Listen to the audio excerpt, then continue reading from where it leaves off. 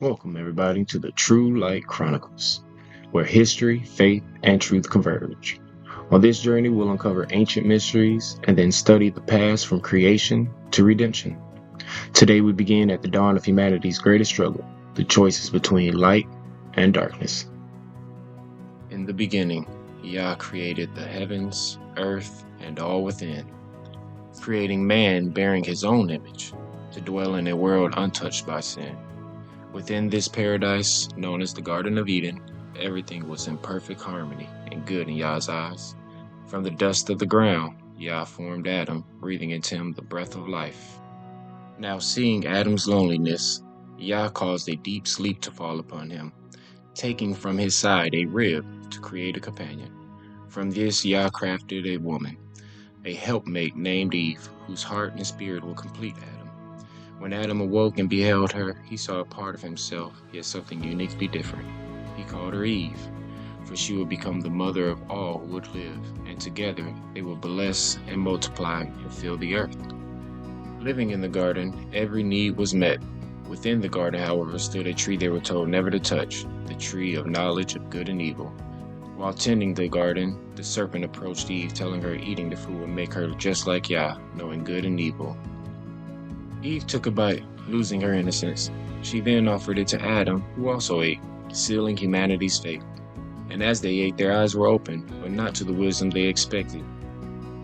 Alright, y'all. Alright, let's just take a look at this for a moment. First off, Eve is pretty trifling, now that she knew the difference between good and evil, and the first thing she did was evil to go get Adam to be an accomplice. But Adam, who's been in the garden for the longest, knew that he should have smacked that fruit clean out of Eve's hand, been running through the garden yelling for God. But yeah, come get this dirty woman. Get her away from me. Instead, this him. This our granddaddy, y'all. So good and tasty. I digress. Back to the story, y'all. Knowing they had transgressed, Adam and Eve hid among the trees as Yah walked through the garden. Yah called out to Adam, seeking not only to confront, but to remind them of their bond with him.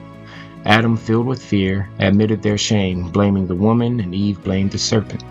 Yah cast Adam and Eve out of the garden, a painful separation from the life they had known. An angel guarded the entrance with a flaming sword, ensuring they could not return and eat from the tree of life. They would face a harsh world beyond the garden's beauty. Yet Yah's love endured, guiding them as they stepped into a life changed by sin. Each day they remembered the peace they once had, Adam tilling the hard soil, and Eve felt the pains of childbirth. And yet through this pain would come a blessing. Eve would bear a son, naming him Cain, later another son, Abel, and her heart was filled. These children were a new beginning, a sign of Yah's mercy and his love. Cain would grow to be a tiller of the soil, and Abel a keeper of the sheep. As they grew, each sought to honor Yah with offerings from their labor. Abel brought the finest of his flock, an offering that Yah accepted with favor. But Cain's sacrifice, given without the same heart, was not honored, leading to bitterness and resentment. For Cain was only going through the motions, but not truly honoring Yah. One day Cain confronted Abel, roaring with anger. Abel urged his brother to seek and trust Yah, but Cain's heart was enraged, and in a blind fury Cain struck Abel, shedding the first innocent blood upon earth, Abel's blood crying unto Yah. Yah called out to Cain, questioning him about Abel. Defiant yet fearful, Cain simply replied, "Am I my brother's keeper?" But Yah revealed that Abel's blood cried out to him from the ground, and in that moment Yah pronounced a curse upon Cain, marking him for his crime, a wandering soul without peace. Cain was now condemned to a life of wandering. The ground would resist his labor, a constant reminder of the life he had taken. In the land of Nod, east of Eden, Cain began anew, building a city named after his son Enoch. Seeking to start a legacy, generations will begin, but Cain's descendants bore a legacy of turmoil and unrest. Still, Yah's promises remain, stretching forward through the lineages of Adam and Eve. Yet Yah would remember Adam and Eve in their sorrow, causing Eve to bear Adam another son, who she would name Seth. Adam, much older now, talks with Seth, He spoke to them of the garden they had lost, the lessons they learned after leaving, and the importance of obeying Yah.